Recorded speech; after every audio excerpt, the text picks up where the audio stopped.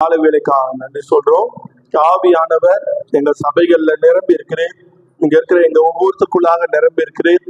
இன்னைக்கு எங்களை வழி நடத்தும் ஆவியானவரே. நீர் எங்களுக்கு சொல்ல வேண்டிய விஷயங்களையும், நாங்க கேட்க வேண்டிய விஷயங்களையும், நாங்க கத்துக்க வேண்டிய விஷயங்களையும், மாற வேண்டிய விஷயங்களையும், எங்க இருதயத்தையும் அறிந்த தேவன், உங்களுடைய வார்த்தைகளில் இருக்கக்கூடிய வல்லமை நாங்க உணர எங்களுக்கு உதவி செய்தார்களும். இந்த வாய்ப்புக்காக நன்றி. சபையாக நாங்க எல்லாரும் சேர்ந்து ஒன்றாக வேத வசனங்களை திருப்பி, வேத வசனங்களை படிச்சு உம்முடைய சத்தத்துக்கு செவி சாய்க்கிற ஒரு பாக்கியத்தை எங்களுக்கு கொடுத்தீங்க. எத்தனையோ ஊர்கள்ல, எத்தனையோ நாடுகள்ல இன்னும் கூட சத்தமா வேதம் படிக்க முடியாது. ரகசியமான சீஷர்கள் இருக்கிறாங்க. தெளிவா, வெளிப்படையா, வெளியரங்கமா கடவுளோட வார்த்தையை கேட்க முடியாத மக்கள் நிறைய பேர் இருக்கிறாங்க. எங்களை நீங்க ஆசீர்வதிச்சிருக்கிறேன். இன்னைக்கு உங்களுடைய வார்த்தைகளை நாங்க கேட்கிற பாக்கியத்தை கொடுத்திருக்கிறேன். இந்த வாய்ப்பை நாங்கள் பிரயோஜனப்படுத்தி ஆண்டவரை எங்களோட வாழ்க்கையில மாறவும், நன்றியுள்ளவர்களா இருக்கவும், உண்மையே சேவிக்கும் உதவி செய்யுங்க. வல்லத்த போற கிருபைக்கு நன்றி. இயேசு கிறிஸ்து பேரால் ஜெபிக்கிறேன். ஆமென், ஆமென். நம்ம இந்த நாடகம் பார்க்குற பழக்கம் நிறைய பேருக்கு இருக்கும்னு நினைக்கிறேன். சீரியல்லாம் எத்தனை பேர் பார்த்துருக்கீங்க, பார்ப்பீங்க. பிரான்சிஸ் பிரதர் நாங்கெல்லாம் ஒரு காலத்துல நாடக அடிமைகள், செல்வம் நாடகம்லாம் பார்ப்போம்ல. இந்த நாடகத்துல 7:30 மணிக்கு நாடகம் போடும்போது ஒண்ணு காட்டுவாங்க. என்ன காட்டுவாங்க தெரியுமா? பேர் போடுவாங்க, ரீகேப்னு சொல்லி காட்டுவாங்க. போன வாரம் என்ன நடந்துச்சு, நேற்று என்ன நடந்துச்சு, அதுதான் நம்மளும் பண்ண போறோம். ஓகே. கடந்த முறை உங்க எல்லார்கிட்டையும் கடவுளோட வார்த்தையை பிரசங்கம் பண்ற ஒரு வாய்ப்பு எனக்கு கிடைக்கும் போது நான் எதை பத்தி பேசினேன் அப்படின்னு உங்களை யாருக்காவது ஞாபகம் இருக்கா? சொன்னீங்கன்னா உங்களுக்கு கண்டிப்பா கிஃப்ட் தருவேன். Okay, awesome. ஆனா அதுக்கு ஒரு டாபிக் கொடுத்தோம். சொல்லுங்க சார். இல்ல, அதுக்கப்புறம் நடந்தது. இது வந்து பழைய மெசேஜ், கிஃப்ட் பத்தி பேசுனது. வாவ், பரத்துக்கு கிஃப்ட் கொடுக்கணும்னு எனக்கு ஆசையா இருக்கு. ஆனா என்ன பண்றது, என்கிட்ட இல்லையே. பரத் வந்து ஒரு விஷயத்த சொல்லிட்டாரு. லாஸ்ட் டைம் நம்ம ஃபைட் ஸ்ட்ரகிள்ஸ் பத்தி பார்த்தோம் இல்லையா? வரும்போதெல்லாம் ஒரு கான்ட்ரவர்சியான டாபிக் எடுத்துட்டு வராங்களோன்னு நினைக்காதீங்க. ஃபைட்டு, ஸ்ட்ரகிள், போராட்டம், கிறிஸ்தவர்களா என்ன நம்ம கொண்டு போனோம். அதுல பால் எப்படி அவரோட லைஃப்ல இருந்தாங்க. சகோதரி சொன்னது போல பவுல் வந்து ஒரு ஸ்ட்ரகிளை எப்படி ஹேண்டில் பண்றதுன்னு பார்த்தோம். ஆனா கடந்த வாரம் ஒரு செய்தி கேட்டோம். எத்தனை பேருக்கு ஞாபகம் இருக்கு? கொஞ்சம் யோசிக்கலாம். பரத் வந்து ஸ்டூடெண்ட் நம்பர் 1. அவரால் எல்லாத்தையும் ஞாபகம் வச்சுக்க முடியும். Sold out for to God அப்படின்ற ஒரு டாபிக்ல பார்த்தோம். கடவுளுக்காக உங்களை முழுசா கொடுக்கறது. நம்ம we have only one God அப்படின்றத நம்ம போன வாரம் கத்துக்கிட்டோம். Not one among the gods அப்படின்னும் இல்ல, ஒரு சுப்பீரியர், ஒரு மாஸ்டர் காடை நம்ம சர்வ் பண்ணல, இல்லைன்னா சேவிக்கல. we have only one God. அவரை நம்ம துதிக்கிறோம், அவரை மட்டும் தான் நம்ம வணங்குறோன்றத போன வாரம் நம்ம கத்துக்கிட்டோம். ஆமென். சோ தொடர்ந்து நம்ம கடவுளுடைய பண்புகளையும் அவர் நம்மகிட்ட வச்சிருக்க எதிர்பார்ப்புகளையும் படிக்கிறோம். இன்னைக்கு என்னுடைய டாபிக் என்னன்னா செப்பரேஷன் அப்படின்ற ஒரு டாபிக் நான் கொண்டு வந்திருக்கேன். செப்பரேஷன்னா பிரித்தெடுக்கப்படுதல், பிரித்தெடுக்கப்பட்டது அப்படின்னு நம்ம சொல்லலாம். செப்பரேஷன் அப்படின்றது வந்து நம்ம நிறைய காரியங்கள்ல பார்க்கலாம். இன்னைக்கு இந்த உலகத்துல நிறைய டிஃப்ரெண்ட் கைண்ட்ஸ் ஆஃப் பீப்புள் இருக்கிறாங்க. ஒவ்வொருத்தருக்கும் ஒவ்வொரு தனித்தன்மை இருக்கும், தனித்துவம் இருக்கும். ஓகே. ஈவன் நம்மளுக்குள்ள கூட நிறைய டிஃபரன்ஸ் இருக்கு.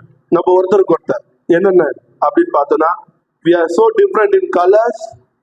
நிறத்துல நம்மளுக்கு வித்தியாசம் இருக்கு, ஹைட்ல வித்தியாசம் இருக்கு, வெயிட்ல வித்தியாசம் இருக்கு, கேரக்டர்ல வித்தியாசம் இருக்கு, முகத்துல வித்தியாசம் இருக்கு, ஃபேமிலி பேக்ரவுண்ட்ல வித்தியாசம் இருக்கு, நம்மளுடைய கலாச்சார பழக்க வழக்கங்கள்ல வித்தியாசம் இருக்கு, படிப்பறிவு நாலேஜ்ல நம்மளுக்கு வித்தியாசம் இருக்கு, நம்மளுடைய எக்ஸ்பீரியன்ஸ், அதாவது வாழ்க்கை ஏஜ், அதுல நம்மளுக்கு எக்ஸ்பீரியன்ஸ் இருக்கு, நம்ம பேசுற பாஷையில லாங்குவேஜ்ல எக்ஸ்பீரியன்ஸ் நம்மளுக்கு டிஃபரன்ஸ் இருக்கு.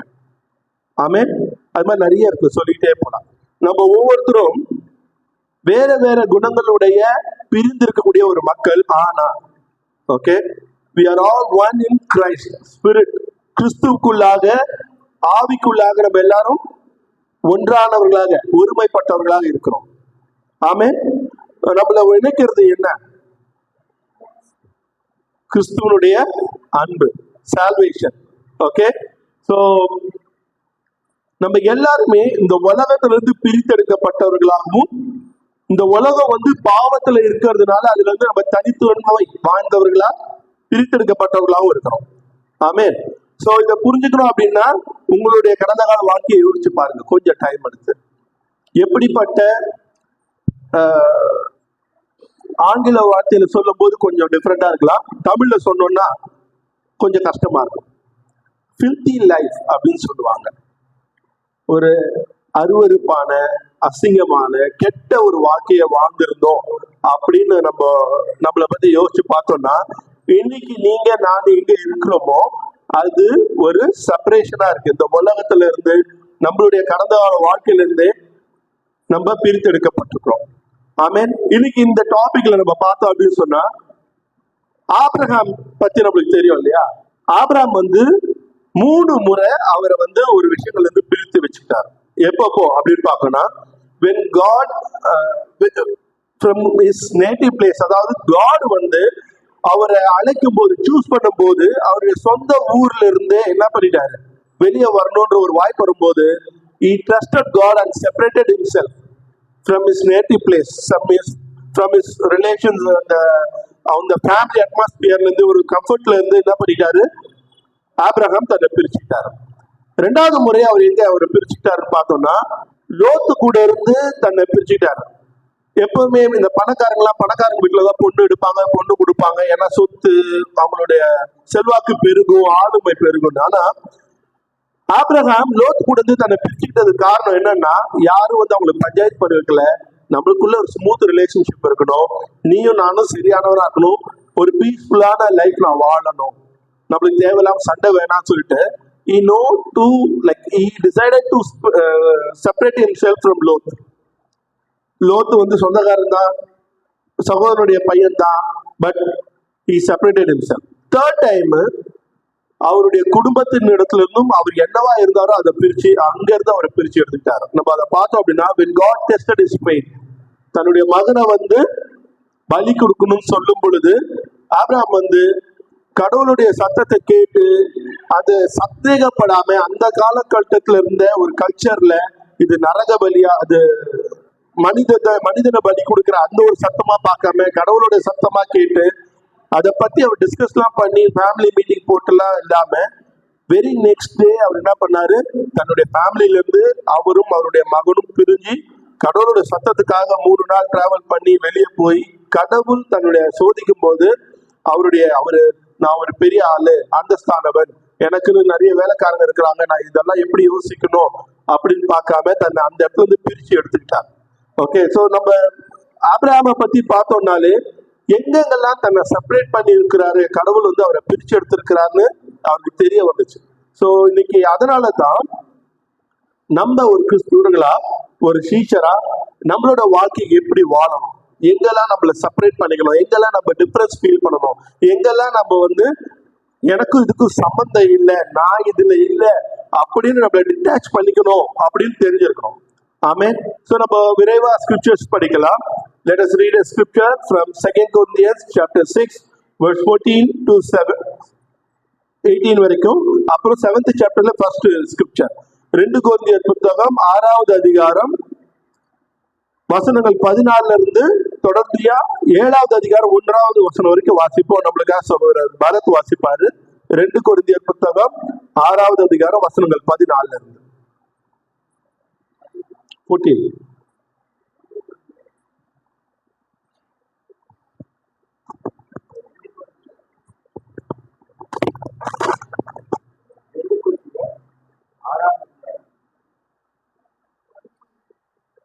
கொரிந்தியர் 6ஆம் அதிகாரம் வசனம் 14 அந்நிய நுகத்திலே அவிசுவாசிகளுடன் பிணைக்கப்படாதிருப்பீர்களாக. நீதிக்கும் அநீதிக்கும் சம்பந்தம் ஏது? ஒளிக்கும் இருளுக்கும் ஐக்கியம் ஏது? கிறிஸ்துவுக்கும் பேலியாளுக்கும் இசைவேது? அவிசுவாசியுடனே விசுவாசிக்கு பங்கேது? தேவனுடைய ஆலயத்துக்கும் விக்கிரகங்களுக்கும் சம்பந்தம் ஏது? நான் அவர்களுக்குள்ளே வாசம் பண்ணி அவர்களுக்குள்ளே உலாவி அவர்கள் தேவனாய் இருப்பேன், அவர்கள் என் ஜனங்களாய் இருப்பார்கள் என்று தேவன் சொன்னபடி நீங்கள் ஜீவனுள்ள தேவனுடைய ஆலயமாய் இருக்கிறீர்களே. ஆனபடியால் நீங்கள் அவர்கள் நடுவிலிருந்து பிரிந்து போய் அசுத்தமானதை தொடாதிருங்கள் என்று கர்த்தர் சொல்லுகிறார். அப்பொழுது நான் உங்களை ஏற்றுக்கொண்டு உங்களுக்கு பிதாவாய் இருப்பேன், நீங்கள் எனக்கு குமாரரும் குமாரத்தியுமாய் இருப்பீர்கள் என்று சர்வ வல்லமையுள்ள கர்த்தர் சொல்லுகிறார். இப்படிப்பட்ட வாக்கு தத்தங்கள் நமக்கு உண்டாயிருக்கிறபடியினால் பிரியமானவர்களே, மாம்சத்திலும் ஆவியிலும் உண்டான எல்லா அசுசியும் நீங்க நம்மை சுத்திகரித்துக் கொண்டு பரிசுத்தமாக்குதலை தேவ பயத்தோட பூரணப்படுத்த கடவுள். ஆமென். Great. நான் விசுவாசிக்கிறேன் உங்க எல்லாராலும் கேட்க முடிச்சு, உங்க எல்லாராலையும் புரிஞ்சுக்க முடியுதுன்னு சொல்லிட்டு இந்த வேத வசனம், முக்கியமா இந்த வசனங்கள்ல பவுல் ஒரு முக்கியமான சத்தியத்தை எல்லா சீஷனுக்கும் சொல்றாரு. கிறிஸ்துவர்களாகிய நம்ம, விசுவாசிகளாகிய நம்ம தேவனுடைய விசேஷமான ஜனங்களா அவர் பாவிக்கிறார். நம்ம எல்லாருமே கடவுளால தேர்ந்தெடுக்கப்பட்ட ஸ்பெஷல் பீப்புள். நம்ம ஒவ்வொருத்துக்கும் ஒரு தனித்தன்மை இருக்கு, தனித்துவம் இருக்குன்றத அவர் சொல்றாரு. நம்ம எல்லாரும் விசுவாசிகளா எல்லா காலங்களுக்கும் எல்லா இடத்துக்கும் பொருந்தக்கூடிய ஒரு கொள்கையை பின்பற்றணும்னு வசனம் 14 சொல்லுது. அந்த காலத்து டீச்சர்களுக்கு தான் இந்த வசனம் கிடையாது, முதல் நூற்றாண்டு கிறிஸ்தவர்களுக்கு கிடையாது, நம்ம சபைகள்ல ஆதியில இருந்தவங்களுக்கு கிடையாது, 60 வயதுக்கு மேற்பட்டவங்க கிடையாது, சின்ன பசங்களுக்கு கிடையாது, இல்ல இது திருமணமானவங்களுக்கு நம்ம இந்த வசனத்தை பிரிக்க முடியாது. எல்லாருக்குமே இந்த வசனம் பொருந்தும். நம்ம எல்லாருமே அவிசுவாசிகளோடு கூட சேர்ந்து செயல்பட முடியாது. அவிசுவாசிகள்னா நான் யாரையும் தவறா சொல்லல, தேவனுக்கு விரோதமா தேவனை ஏற்றுக்கொள்ளாத ஜனங்களோட நான் என்ன ஒப்பிட்டு பார்க்க முடியாது. நான் அவங்க கூட என்ன கம்பேர் பண்ணக்கூடாது. நான் அவங்கள போல இருக்கணும்னு நான் நினைக்க கூடாது. நான் அவங்கள போல வாழணும்னு நினைக்க கூடாது. நம்ம அவங்க எவ்வளவு பெரிய ஆளா இருந்தாலும், எவ்வளவு பெரிய ஒரு ஆளுமை திறன் உடையவர்களா இருந்தாலுமே அவங்க கூட நம்மள கம்பேர் பண்ணக்கூடாது. நான் ஏன் ரஜினிகாந்த் மாதிரி இல்லை, நான் ஏன் ஜெயலலிதா மாதிரி இல்லை, எனக்குள்ள ஏன் ஆளுமை தன்மை இல்லை, எனக்குள்ள ஏன் ஒரு லீடர்ஷிப் இல்லை, எனக்கு ஏன் இவ்வளவு பணம் இல்லை, நான் ஏன் அம்பானியா இல்லை அப்படின்னு நம்ம அவங்க கூட நம்மள கம்பேர் பண்ற அளவுக்கு நம்ம உலகத்தாரோட அவிசுவாசிகளோட நம்மள ஒப்பிட்டு பார்க்க கூடாது. ஏன்னா நம்மள கடவுள் தனித்தன்மைக்காக பிரிச்சிருக்கிறார். நம்ம சில பாயிண்ட்ஸ்ல பார்க்கலாம். கடவுள் நம்மள எப்படி பிரிச்சிருக்காருன்னா அவருக்காக பிரிச்சிருக்காரு. Okay, separated to God. அதாவது நம்மள இந்த உலகத்துல இருந்து பிரிச்சு அவர் கூட நம்மளை கொண்டு போயிருக்கிறார். நம்ம எப்படிப்பட்ட வாழ்க்கையை வாழணும் அப்படின்னு பார்த்தோம்னா, முதலாவதாக நம்ம இப்ப படிச்ச வசனங்கள்ல இருந்து தனித்தன்மை வாய்ந்த ஒரு மனுஷர்களா, அதாவது இந்த உலகத்துக்கும் நம்மளுக்கும் வித்தியாசம் இருக்கு, நான் இந்த உலகத்தாரோட கூட இல்லை, என்னை பார்க்கும்போது இந்த உலகத்துல டிஃபரன்ஸ் தெரியுதுன்னு சொல்லணும். அப்படிப்பட்ட ஒரு வாழ்க்கையை வாழணும். அதுக்கு தான் கடவுள் நம்மளை பிரிச்சிருக்காரு, அவருக்காக நம்மளை பிரிச்சிருக்காரு. நம்ம எல்லாருமே வாழும்போது எல்லாரோட சமாதானமா இருக்கணும்னு தான் நினைக்கிறோம், உலகத்தாரோட கூட வேலை செய்யறவங்க கூட, பக்கத்து வீட்டுக்காரங்க கூட. ஆனா நம்மளும் அவங்க ஒன்னானா நிச்சயம் இல்லை. அவிசுவாசிகளும் நானும் நீங்களும் அவங்க கூட ஒன்னானவர்கள் கிடையாது. எப்படி நம்ம பிரிஞ்சுக்கலாம்? நிறைய நேரத்துல நம்ம கடவுளுக்காக பிரிக்கப்பட்டுக்கணும் போது முதலாவதா இங்க பார்க்கும்போது அசுத்தமான விஷயங்களை நம்ம வாழ்க்கையில வச்சுக்க கூடாது. ஓகே, ரோமர் புத்தகம் 12வது அதிகாரம் வசனங்கள் 1, 2 நம்ம வாசிக்கலாம். ரோமர் புத்தகம் 12வது அதிகாரம் வசனங்கள் 1, 2.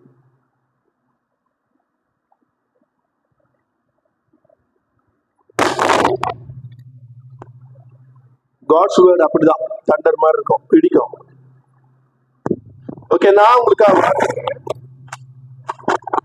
அப்படி இருக்க சகோதரரே, நீங்கள் உங்கள் சரீரங்களை பரிசுத்தமும் தேவனுக்கு பிரியமுமான ஜீவபலியாக ஒப்பு கொடுக்க வேண்டும் என்று தேவனுடைய இரக்கங்களை முன்னிட்டு உங்களை வேண்டிக் கொள்கிறேன். இதுவே நீங்கள் செய்யத்தக்க புத்தியுள்ள ஆராதனை. நீங்கள் இந்த பிரபஞ்சத்திற்கு ஒத்த வேஷம் தெரியாமல் தேவனுடைய நன்மையும் பிரியமும் பரிபூர்ணமான சித்தம் என்னதென்று பகுத்தறியத்தக்கதாக உங்கள் மனம் புதிதாகிறதுனாலே மறுரூபம் ஆகுங்கள். ஆமென். இந்த வசனத்துல நம்ம பார்த்தோம் அப்படின்னா, நீங்க கடவுளுடைய ஆலயம், உங்களுடைய சரீரத்தை நீங்க அர்ப்பணிக்கணும்னு நம்ம பார்க்க முடியுது. இது ஒரு நியாயமான, அதே நேரத்துல ஒரு கட்டாயமான சேவையா கிறிஸ்தவர்கள்ட்ட எதிர்பார்க்குது. நீங்க எப்படி தேவனை ஆராதிக்கணும் அப்படின்னு சொன்னா, நீங்க நானு நம்ம எல்லாரும் சேர்ந்து நம்ம பரிசுத்தத்தோட நம்மளோட சரீரங்களை தேவன்கிட்ட ஒப்பு கொடுத்து நம்ம தேவனை ஆராதிக்கிறவங்களா இருக்கணும்.